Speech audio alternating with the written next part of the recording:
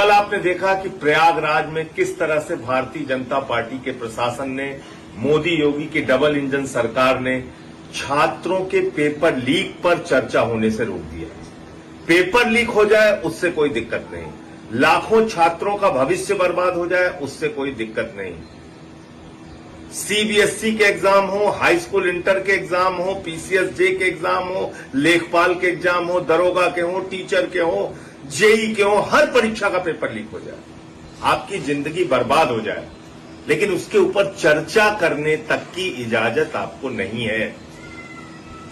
बंद कमरे में चर्चा करने की इजाजत नहीं है। तो क्यों यह इजाजत नहीं है, मैं आपको 1 मिनट के अंदर समझाना चाहता हूं। उत्तर प्रदेश की हालत में आपको बता दूं, 2017 में दरोगा भर्ती हुई थी, जिसमें 7 लाख लोगों ने एग्जाम दिया था, पेपर लीक हो गया, परीक्षा कैंसिल हो गई। 2018 में 3000 नलकूप चालकों के लिए एग्जाम हुआ था, 2 लाख लोगों ने एग्जाम दिया था, पेपर लीक हो गया, परीक्षा कैंसिल हो गई। 2018 में ग्राम विकास अधिकारी के लिए परीक्षा हुई थी, 2000 पद के लिए हुई थी, 9 लाख लोगों ने एग्जाम दिया, पेपर लीक हो गया, परीक्षा रद्द हो गई। 2018 में ही यूपी पीसीएल जेई इसकी परीक्षा हुई और इसमें करीब करीब 26,000 लोगों ने 226 पदों के लिए परीक्षा दी थी, पेपर लीक हो गया, परीक्षा कैंसिल हो गई। 2018 में लोअर सबऑर्डिनेट की भर्ती 672 पदों के लिए 11 लाख लोगों ने एग्जाम दिया था, पेपर लीक हो गया, परीक्षा कैंसिल हो गई। 2021 में यूपी SSSC पेट की परीक्षा हुई, 21 लाख लोगों ने एग्जाम दिया था, परीक्षा कैंसिल हो गई पेपर लीक की वजह से। 2021 में ही यूपी टेट की परीक्षा हुई, 20 लाख लोगों ने एग्जाम दिया था, परीक्षा कैंसिल हो गई। 2022 में यूपी के 12वीं के बोर्ड की परीक्षा का पेपर लीक हो गया। 2022 में लेखपाल की परीक्षा 8000 पदों के लिए 2.5 लाख लोगों ने परीक्षा दी थी, पेपर लीक हो गया, परीक्षा कैंसिल हो गई।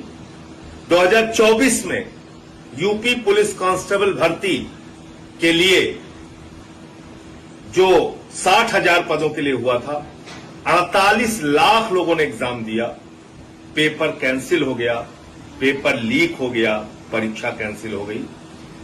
2024 में आरओ के लिए समीक्षा और समीक्षा अधिकारी की परीक्षा हुई, 411 पद के लिए 10 लाख लोगों ने परीक्षा दी, परीक्षा का पेपर लीक हो गया, परीक्षा कैंसिल हो गई। 2025 में यूपी बोर्ड के हाई स्कूल की परीक्षा का पेपर लीक हो गया। 2026 में एसएससी जीडी कांस्टेबल भर्ती की परीक्षा का पेपर कई जगहों पे धांधली, कई सेंटर्स पे धांधली का मामला सामने आया, निरस्त हो गया।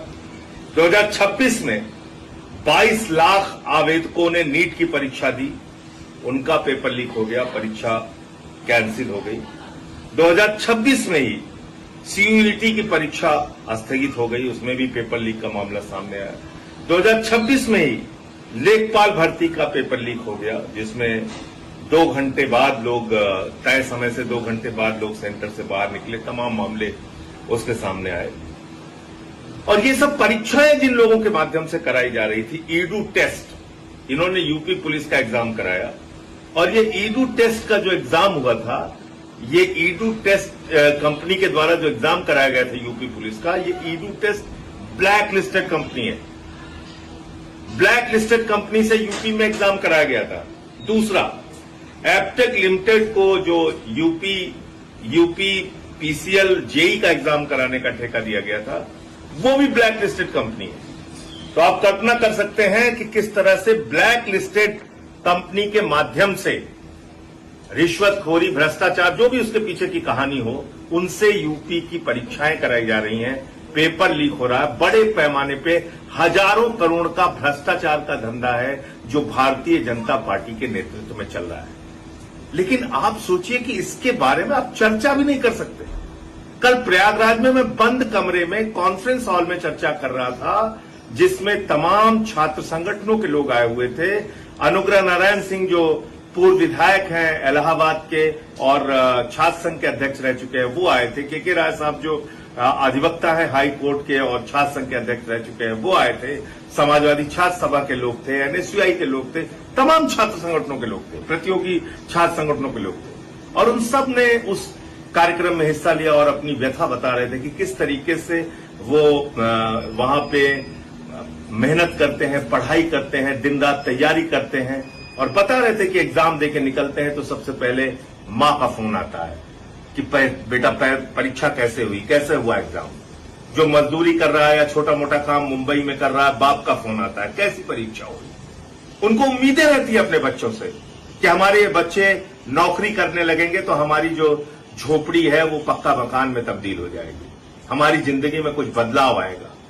तो आज लड़के अवसाद में हैं, डिप्रेशन में हैं। लखीमपुर में एक नौजवान ने आत्महत्या कर ली नीट के पेपर लीक के कारण। दिल्ली में एक लड़की ने आत्महत्या कर ली। ऐसे और जगहों पे भी आत्महत्या की घटनाएं सामने हैं। आप उनके बारे में उनका दर्द भी सुनने की इजाजत नहीं दे रहे, उनके बारे में बातचीत करने की इजाजत नहीं दे रहे। और दो छात्र नेता आशुतोष पांडे और पंकज पांडे, इनको गिरफ्तार कर लिया गया, इनको अरेस्ट करके जेल में डाल दिया गया। आज सोचिए तानाशाही का आलम। मैं तो कह रहा हूं कि कितनी मूर्खतापूर्ण सरकार चल रही है भारतीय जनता पार्टी की, कि पता नहीं योगी सरकार को किसने ये सलाह दी।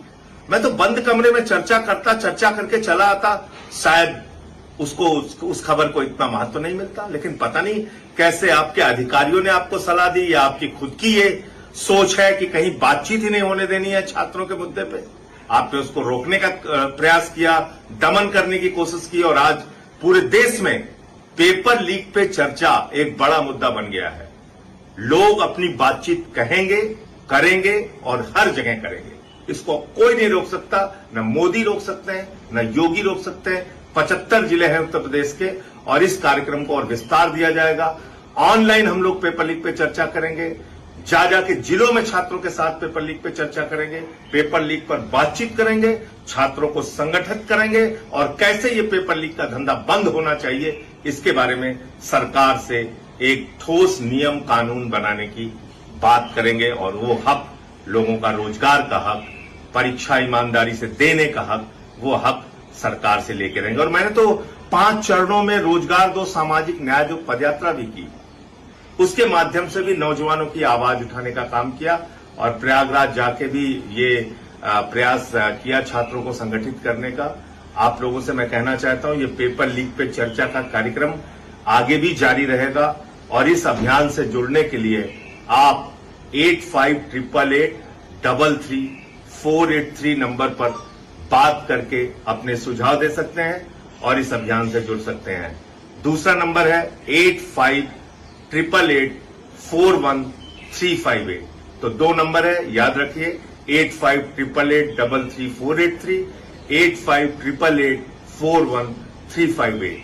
इन दोनों नंबरों पे कॉल करके आप इस पेपर लीक पर चर्चा के अभियान से जुड़ सकते हैं और इस छात्र आंदोलन को अपनी मजबूती दे सकते हैं। जय हिंद, इंकलाब जिंदाबाद।